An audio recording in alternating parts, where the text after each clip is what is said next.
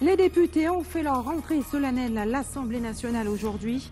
François de Rugy, ancien écologiste, candidat du groupe La République En Marche, a été élu au perchoir. Comment ont réagi les députés ultramarins? Le reportage d'ATV Paris dans un instant. Soméco, route de Guadeloupe, blocage de la poste de Vieux-Bourg-Mornalo. De nombreux conflits sociaux sont au point mort cette semaine. Linda Kayarsi décryptera dans ce journal cette actualité sociale fortement chargée. Et comment est-on désigné juré? Les électeurs de Petit-Bourg ont été tirés au sort au titre des sessions d'assises de l'année 2018. Placés au cœur du procès, ils jugeront en leur âme et conscience leurs concitoyens. Et en Guyane, Léon Bertrand se dit favorable au projet titanesque nommé Montagne d'Or, mais sous certaines conditions. Une position qui va à l'encontre de celle adoptée par 25 associations guyanaises, toutes vent debout contre l'exploitation intensive de l'or. Bonsoir et bienvenue sur ATV Guadeloupe, je suis ravie de vous retrouver. C'était la rentrée des députés à l'Assemblée nationale aujourd'hui. Parmi ces 577 députés se trouvaient les 27 nouveaux élus ultramarins. L'une de leurs premières tâches a été d'élire le président de l'Assemblée nationale. Entre stress et forte émotion, Solène Boissé a suivi leur premier pas dans l'hémicycle. Après 1 heure de vote, c'est un standing ovation pour le 13e président de l'Assemblée nationale sous la 5e République, François de Rugy. Un choix couru d'avance par la grande majorité de députés La République En Marche, mais pas que. Certains appartenant à une autre famille politique ont décidé de lui accorder une chance. Je l'ai soutenu. Je considère que c'est un homme très ouvert qui veut travailler avec l'ensemble de la représentation nationale en ayant une pensée particulière pour les Outre-mer que je représente ici, que nous représentons ici. Il y a ceux qui le soutiennent et il y a ceux qui saluent l'homme derrière la performance, mais restent quelque peu sur leur faim. Car dans la course aux favoris, 4 personnes étaient pressenties ce matin avant le vote au sein de La République En Marche. 4 prétendants, dont 2 femmes. Il m'inspire que de la confiance, sauf que personnellement, j'aurais préféré que ce soit une femme. Je crois que M. Macron, le président, a donné un signal fort dans cette volonté de réformer la manière de faire de la politique sur le territoire national. Et je pense que si on avait une femme présidente de l'Assemblée nationale, ça aurait été une première et ça aurait été une très bonne chose pour l'Assemblée. Une opinion partagée par l'élu guadeloupéen qui n'a pas donné sa voix à François de Rugy. Et même s'il a décidé de voter la confiance au gouvernement mardi prochain, il reste en désaccord politique avec le nouveau président de l'Assemblée. Je suis un peu déçu quand même parce que nous avons perdu l'occasion de faire en sorte qu'une femme soit au perchoir. J'ai trouvé que c'était quelqu'un de pondéré, dont le programme et dont le projet ne me convenait pas tout à fait parce que je le trouvais, moi je suis de gauche, je le trouvais peut-être un peu trop centre-droit. La prochaine session parlementaire aura lieu ce mercredi pour élire les 22 membres du bureau, organisme qui validera ou non les différents groupes parlementaires. Et on le sait, il n'y aura finalement pas de groupe parlementaire ultramarin à l'Assemblée nationale. Les députés isolés avaient jusqu'à 18h pour constituer un groupe ce soir. Qu'attendez-vous de ces nouveaux députés? Moïse Dexter et Patrick Curie vous ont posé la question, on vous écoute. On compte sur eux en fait pour qu'ils améliorent la vie des Guadeloupéens. Il faut qu'ils font des textes qui rentrent dans le cadre des Antillais et que tout un chacun ait sa place au niveau de, que ce soit la Martinique, la Guyane, que ce soit le lieu où ils se trouvent. Il faut que chacun trouve sa place et je compte sur eux pour qu'ils fassent quelque chose. Ça fait trop longtemps qu'on nous dit qu'ils vont faire des trucs et qu'ils font rien. Eh bien, c'est d'après ce que le président veut, c'est lui qui dirige, c'est l'Assemblée nationale. Alors tout ce qu'il dira, c'est aux députés de la Guadeloupe de bien servir, de voter ce qu'il doit voter, qui est bon pour la Guadeloupe. Personnellement, je pense qu'ils vont rien apporter. C'est toujours la même chose et ça ne change pas. Toujours la même chose. Peut-être une meilleure vision sur le long terme sur la Guadeloupe. Peut-être apporter un développement plus économique sur le chômage, sur le tourisme, sur des choses d'actualité pour pouvoir faire avancer le pays. Ils feront leur travail, ce sont des gens qui ont des compétences, notamment le maire de Trois-Rivières, qui est Madame Vainqueur, qui connaît déjà les dossiers elle fera ce qu'il y a lieu de faire parce que c'est une femme qui est formidable et qui a de la capacité. Elle a de la compétence. Même s'ils prenaient les décisions de chaque citoyen en compte, ce ne serait pas possible de les appliquer à l'Assemblée nationale. Parce que vous voyez, c'est pas pour dire, mais ils prennent en compte les avis des grands partis politiques pour appliquer la politique du pays.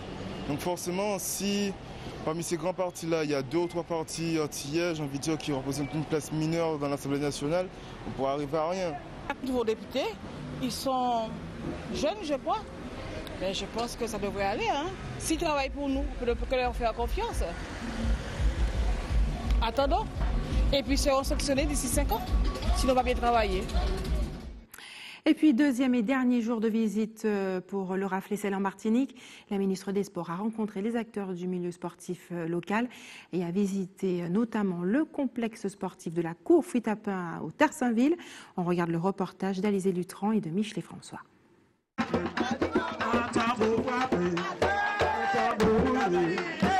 C'est au rythme des tambours que la ministre a foulé le bitume de cette aire de jeu de quartier, là où de nombreux champions ont débuté. Laura Flessel se veut femme de terrain et entend mener une politique en ce sens. La meilleure façon pour les associations présentes d'interpeller l'ancienne athlète de haut niveau. L'argent, c'est le nerf de la guerre, puisqu'on a besoin encore beaucoup d'outillage, de matériel sportif et puis des salles. La Martinique, on n'a pas assez de salles pour pratiquer nos activités. La Guadeloupéenne connaît bien ces difficultés inhérentes à nos territoires ultramarins. Société à 2 vitesses, d'un côté vivier de champions et de l'autre des populations qui se sédentarisent. Problèmes d'obésité et de maladies cardiovasculaires plus fréquentes que dans l'Hexagone. Manque d'infrastructures sportives souvent mal entretenues.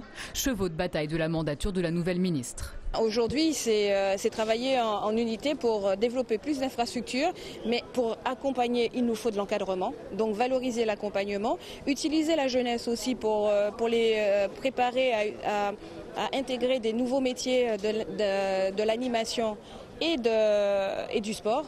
Aujourd'hui, on a besoin en fait de ce développement pour les plus jeunes, mais aussi pour les seniors. On a une population vieillissante et c'est aussi la raison pour laquelle on était là. La nouvelle ministre des Sports reprend ainsi les rênes du plan Caner de développement des équipements sportifs en Outre-mer. Budget total, 80 millions d'euros. Une enveloppe conservée dans son intégralité par le nouveau gouvernement. On a quand même aujourd'hui 80% de l'enveloppe qui a été utilisée et on ne va pas tarder par rapport au deuxième versement. On a en fait un plan d'aménagement sur 4 ans, à raison de 10 millions par an.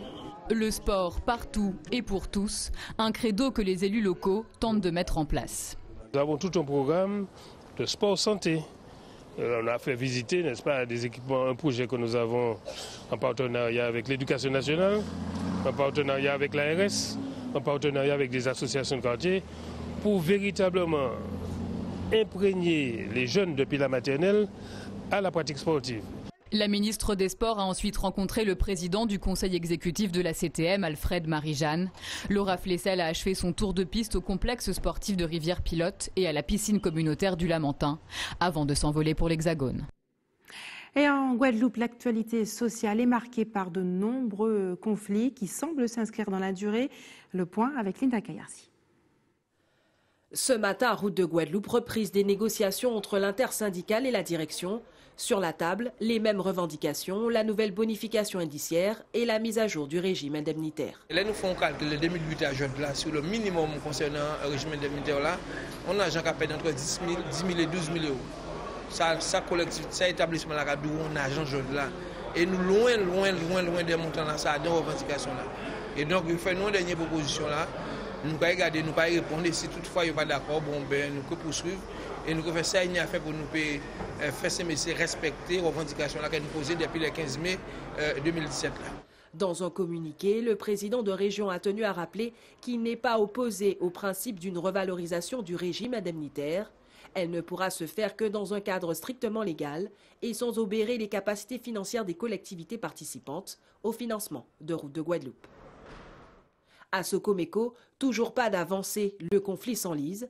Les salariés de la société de construction métallique et de commerce sont toujours en grève illimitée depuis le 10 juin dernier. Ils exigent la poursuite de réelles négociations sur les salaires et l'amélioration des conditions de travail. Depuis le 15 juin, le patronat disparaît, nous ne pouvons pas voir. Il voyait une invitation à réunion hier, mais l'invitation là, c'était des lignes pour dire nous qu'il veut contrer. Mais nous demandons de faire nous les propositions pour nous analyser, venir pour nous faire des réelles négociations. Eh bien, nous pouvons entendre parler derrière, c'est des courriers qui ont daté d'un an, mais nous avons dit d'ores et déjà que le travail à l'IGTG péquelas et nous pouvons faire ça qu'il faut, mais il y a 6 étapes de négociation. Les derniers retours de la direction tiennent sur une augmentation de salaire de 18 € bruts. Elle propose également de nouvelles opérations commerciales qui augmenteront le chiffre d'affaires de l'entreprise et en conséquence les primes qui y sont attachées. À Vieux-Bourg-Mornalo, bureau de poste fermé, le remplacement du bureau de poste par une agence postale communale ne passe pas et la dernière rencontre entre directions collectives d'usagers la semaine dernière est au point mort. Eh bien, nous avons dit tout simplement qu'il y a ouvert bureau poste à Vieux-Bourg. Quand il était, c'est ça qu'on a demandé et c'est ça que nous soutiennons. C'est-à-dire qu'en fait, nous positionner pour soutien, déploiement, développement à le service public à des lieux comme Vieux-Bourg qui ont lieu relativement fermés, donc on parle géographiquement, et il faut encourager le lien social. Du côté de la direction de la Poste, on se veut rassurant, il n'est pas question de fermeture mais de transformation du bureau afin de compenser la baisse de fréquentation. L'agence postale communale, qui sera tenue par 2 agents communaux formés, offrira les mêmes services qu'un bureau postal avec une amplitude horaire plus large. Et en Guyane, le projet La Montagne d'Or à Saint-Laurent-du-Maroni suscite beaucoup d'inquiétudes depuis quelques années. Il s'agit du programme le plus important de mines aurifères à ciel ouvert jamais imaginé sur le territoire français. De nombreuses associations locales s'y opposent. Le maire de la commune, lui, Léon Bertrand, qui s'est exprimé pour la première fois sur ce sujet, il voit davantage une aubaine pour l'industrie guyanaise. Reportage Jonathan Lariot. Plus de 800 emplois directs et 3000 indirects, un plan social de développement ainsi qu'un institut de formation au métier des mines. Le projet du site de la Montagne d'Or porté par les sociétés Columbus Gold et Nord Gold ne cesse de faire débat. Depuis plusieurs mois, plusieurs acteurs de la défense de l'environnement se sont mobilisés contre la mise en place de cette mine industrielle en Guyane. Le maire de Saint-Laurent-du-Maroni, première commune de Guyane concernée par cette industrie, s'est prononcé ce matin en conférence de presse. Cette exploitation aurifère doit être une espèce de moteur pour entraîner un développement beaucoup plus large. Et nous estimons que c'est à ce niveau-là que l'on doit évaluer l'opportunité du projet dans l'ouest de la Guyane. Personnellement, je suis pour, mais pour moi, le débat n'est pas terminé. Et comme je l'ai dit tout à l'heure, je peux être contre aujourd'hui. Et si dans le débat, on s'aperçoit effectivement qu'en allant beaucoup plus loin, que ça va nous créer plus de tort, je ne pourrais pas être pour ça. Estimé à plus de 3 milliards de dollars pour une exploitation d'environ une dizaine d'années, le filon aurifère du site de la Montagne d'Or est aujourd'hui un sujet sensible. Face à l'effervescence, le doyen des maires de Guyane demande la mise en place d'un référendum afin de laisser la population guyanaise décider. Parce que pour l'instant, chacun campe sur sa position, on est contre, on est pour, et c'est cette discussion qui nous permettra justement de déterminer ce que j'appelle moi le niveau d'acceptation. Nous savons bien que partout où il y a un projet industriel, il y a toujours un impact au niveau de l'environnement. Effectivement, ça peut être un référendum. Maintenant, il faut savoir jusqu'à où on peut apprécier ou pas cet impact-là. Et c'est là que tout doit se jouer. Et c'est là justement que le débat paraît nécessaire. Et troisièmement, ce qui me paraît tout à fait aussi important, c'est que ce soit le Guyanais lui-même, parce que c'est dans son pays que ça se passe, qui ait la légitimité de pouvoir s'exprimer. La mise en place d'un référendum ou un tout autre moyen pour permettre à la population de donner son avis sur le projet Montagne d'Or n'est pour l'instant qu'une idée, mais le maire de Saint-Laurent compte appuyer cette demande auprès du gouvernement. Affaire à suivre et dans la continuité du Forum des maires caribéens qui s'est tenu en décembre dernier en Haïti. Une délégation de maires et de techniciens du département de la Grande-Anse Haïti est en visite en Guadeloupe jusqu'au 3 juillet. Un séjour pour lequel est programmée la signature d'un partenariat de coopération décentralisé à plus long terme. L'un des maires invités a accepté de répondre à notre invitation ce soir. Jorel Georges, bonsoir. Bonsoir madame. Merci d'avoir accepté notre invitation. Vous êtes le maire de la commune de Moro, une ville de 28 000 habitants, située à l'extrémité ouest d'Haïti, une ville qui a été d'ailleurs durement touchée par l'ouragan Matthew. S'est-elle remise aujourd'hui de cette catastrophe naturelle? Oui, Moro, d'abord je suis Joël Georges, comme vous allez le dire, président de l'association des maires de la Grande-Anse. La Grande-Anse, je suis accompagné d'une délégation de 5 maires, plus 2 techniciens. un technicien, le maire de Beaumont, le maire de Jérémy, le maire des Roseaux, le maire des Abricots. Un technicien envoyé maintenant par la coopération décentralisée de la France, c'est Johnson Sabin, il y a l'administratrice. Comment se porte votre ville aujourd'hui? C'est Moron. Bon, maintenant, 8 mois après le cyclone Mathieu, il y a l'espoir. L'espoir, c'est que la population recommence dans leurs activités. Et il est toujours impossible de travailler, ou du moins il est toujours impossible de conseiller aux gens d'attendre l'aide alimentaire. C'est la meilleure formule, la meilleure solution. Mais maintenant, Mathieu est un signe de motivation, permettant aux gens de la commune, ou du moins de la ville, de prendre conscience de leur situation. À partir de là maintenant, on commence à récolter la production à travers de la commune et tout le département de la Gondas. Alors, il y a une forte volonté de rapprochement entre les deux territoires, Haïti et la Guadeloupe. Quelle forme prendra cette coopération? La Gondas, la Guadeloupe, ça veut dire, c'est pas aujourd'hui nous avons caressé l'idée d'être ensemble. Nous sommes sœurs et nous partageons uniquement maintenant les Caraïbes. Ça veut dire c'est une coopération 50-50, une coopération d'échange entre deux peuples. Ce n'est pas une coopération de solidarité internationale. Il s'agit d'une coopération économique. Quelle forme prendra cette coopération, qui doit être signée d'ailleurs en fin de semaine? Maintenant, la Gondas est réputée maintenant pour les vivres alimentaires, le cacao, le café. Ça veut dire maintenant une telle coopération, il y a l'échange. La production maintenant du cacao, du café vers la Guadeloupe. Et maintenant, la Guadeloupe vers la Gondas. À partir de là, maintenant, on parle d'une vraie coopération entre les deux pays. Et qu'attendez-vous de la Guadeloupe? La Guadeloupe, nous attendons maintenant d'accompagner, de nous travailler ensemble, dans le respect, de nous travailler ensemble, pour apporter maintenant du fruit. Et on le sait, la Guadeloupe abrite de nombreux ressortissants haïtiens. Quel regard portez-vous sur cet exode de vos populations? Et maintenant, c'est une bataille, une grande bataille pour les autorités haïtiennes. Une grande bataille de travailler pour voir comment peut-on faciliter ou bien d'améliorer le sort des Haïtiens à travers le pays. Au niveau de la Gondas, on commence à travailler à ce sens. Pouvoir maintenant limiter les dégâts.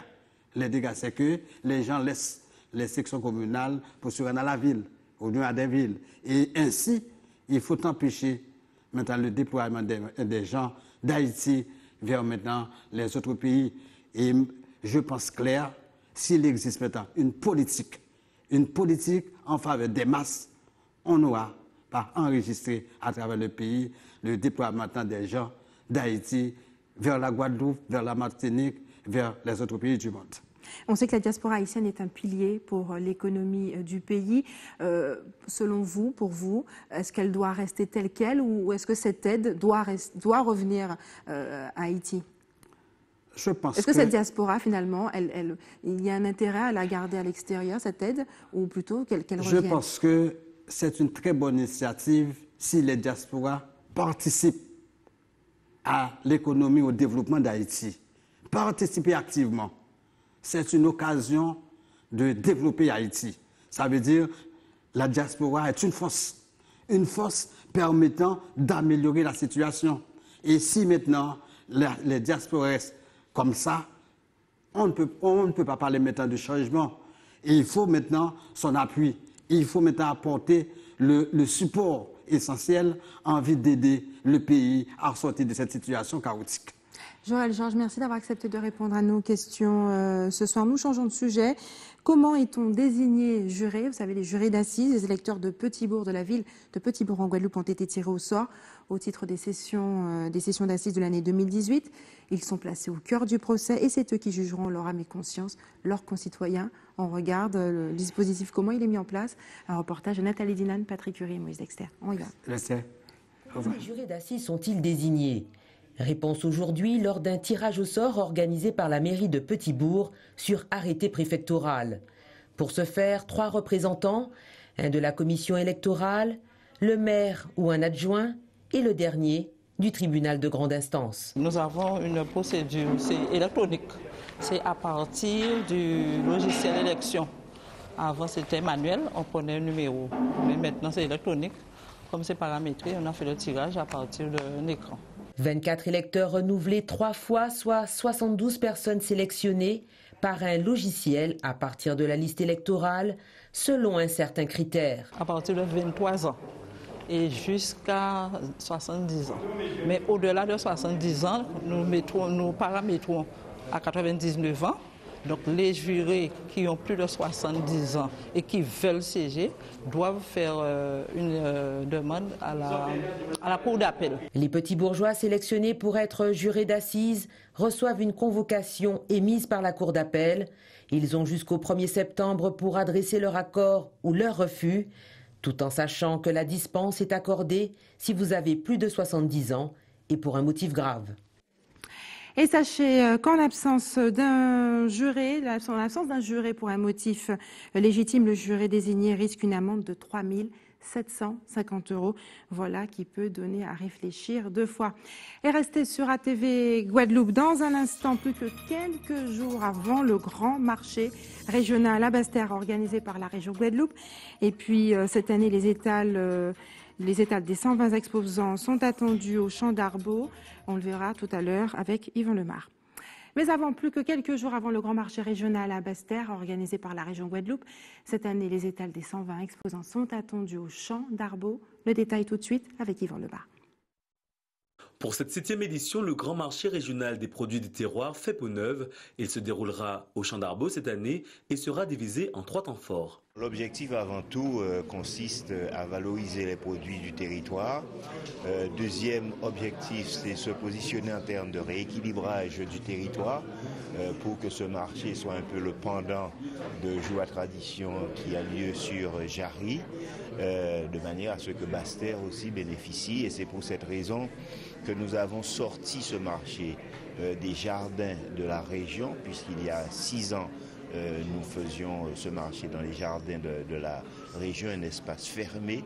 Nous avons voulu nous positionner en termes d'ouverture et donner une autre dimension à ce marché. C'est pour cette raison qu'il y aura 3 temps forts, le marché de 7h à 17h, ensuite le défilé de mode et de coiffure de 18h à 20h, et la clôture, bien évidemment, avec les divas du zouk, les 7 divas du zouk, qui s'exprimeront de 20h à 22h au Champ d'Arbaud, qui est un espace ouvert à tout public.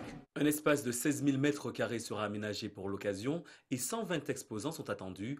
Un moment important pour les exploitants agricoles. Chaque fois qu'il est donné la possibilité à nos producteurs de montrer leur savoir-faire, de montrer la progression qui est constante en tout cas en matière de production sur la qualité, puisque c'est la qualité qu'il faut notre label. Désormais, il faut faire de la qualité et je crois que c'est l'occasion, c'est une vitrine où nos exploitants agricoles pourront montrer, voilà la production, voilà ce qu'il en est, et avec aussi des explications, de la pédagogie aux visiteurs. Je crois qu'il est très important aujourd'hui pour nous de nous situer à un très bon niveau parce que c'est ça qui fera la différence, c'est la qualité de nos produits et tout à fait, c'est une opportunité pour nous. Le grand marché régional des produits du terroir est prévu samedi de 7h à 22h au Champ d'Arbaud à Basse-Terre. Et maintenant, à l'autre bout de l'île, à Morne-à-l'Eau, était organisée une visite hors du commun, celle du cimetière de la commune, un circuit organisé par le CAUE et l'ADEME dans le cadre d'ateliers ouverts au grand public afin de découvrir les stratégies de développement durable initiées dans les villes. Reportage Linda Kayarsi. Le cimetière de Morne-à-l'Eau, c'est la signature de Morne-à-l'Eau. Et du point de vue urbain, quiconque a transité Morne-à-l'Eau vous parle juste « Ah, c'est la ville où il y a un magnifique cimetière, non, un beau cimetière ». Le cimetière de Morne-à-l'Eau s'inscrit dans un réseau d'urbanisme durable. Alors aujourd'hui, nous faisons cette visite de Morne-à-l'Eau dans le cadre de lancement d'un appel à projet AUD, donc c'est l'approche urbaine durable. Voilà, donc c'est un dispositif qui est destiné aux maîtres d'ouvrage et qui favorise en fait le fait d'intégrer les questions environnementales dans les projets d'aménagement et dans les documents d'urbanisme. Et la municipalité de Morne-à-l'Eau, à travers sa politique d'urbanisme, compte bien intégrer davantage son patrimoine mortuaire. L'expansion du cimetière a été faite dans une zone inondable où nous avons certains caveaux qui sont sous l'eau à certains moments de l'année et nous allons devoir procéder au déplacement de ces caveaux. Donc, permettre de comprendre que le cimetière fera partie du projet de ville. Il ne sera pas à part, il sera intégré au projet de ville. Il est intégré. Dans son approche urbaine, on compte ici sur les spécificités du cimetière, mais aussi de son caractère patrimonial. La particularité du cimetière de Morne-à-l'Eau, c'est qu'il est déjà sur 2,61 hectares. Il est exposé en amphithéâtre, donc nous voyons que on peut être situé en dessous et regarder comme si on est présent dans un amphithéâtre. L'une des particularités, c'est que c'est aussi du noir et du blanc qui prédomine. Il y a demi-sépultures dans le cimetière du Beaune. En résumé, concevoir et édifier la ville de demain en intégrant des sites patrimoniaux, selon les préceptes de développement durable, constitue un défi majeur des prochaines décennies. Et depuis quelques semaines, les élèves de l'école élémentaire Louis-Andréa de Bemao, heureux gagnants de la sélection régionale du concours La Fabrique à chansons lancé par la SACEM, s'entraînent pour décrocher le titre au niveau national. Accompagnés par Gilbert Coco, auteur-compositeur, ils ont créé une chanson « Parle avec ton cœur ». Elle sera soumise au grand vote du public. Comment voter pour eux? On écoute les explications du délégué régional de la SACEM, Dominique Gropin, interrogé par Yvan Lemar. La chanson qui a été sélectionnée, c'est une chanson qui a été écrite par Gilbert Coco et les enfants de l'école Andréa 1 à Bemao. Donc c'est une chanson qui a été écrite au moment où, on va dire, il y a eu un fait divers qui était dramatique ici, puisqu'il y a un jeune homme qui a été tué en fait à la sortie d'un bus, qui s'appelait Johan. Et personne n'en savait rien. Ce que je vous dis, c'est que personne n'en savait rien. Et en fait, l'école a travaillé. Les élèves ont travaillé avec Gilbert Coco. Ils ont été un petit peu bouleversés par cette opération, par ce qui s'est passé en fait. Et ils ont voulu créer une chanson pour dire bon, arrêtez, on arrête. C'est pour ça que cette chanson est solennelle. Elle se doit d'être écoutée attentivement parce qu'il y a un vrai travail de sérieux, de solennité. C'est une supplique en fait. Gilbert en parlerait mieux que moi. C'est une supplique, c'est une complainte. Mais elle est très très belle, très formelle et très sobre. Voilà. Et cette chanson est remontée, a été sélectionnée parce que justement il y avait un gros travail derrière qui était très ambitieux et qui était très solennel et très belle. Et on termine ce journal sur cette chanson « Laisse parler ton cœur », brillamment interprétée par les élèves de l'école élémentaire Louis-Andréa de Bemao. Vous pouvez voter pour eux en consultant justement le site internet de France Bleu. On écoute tout de suite.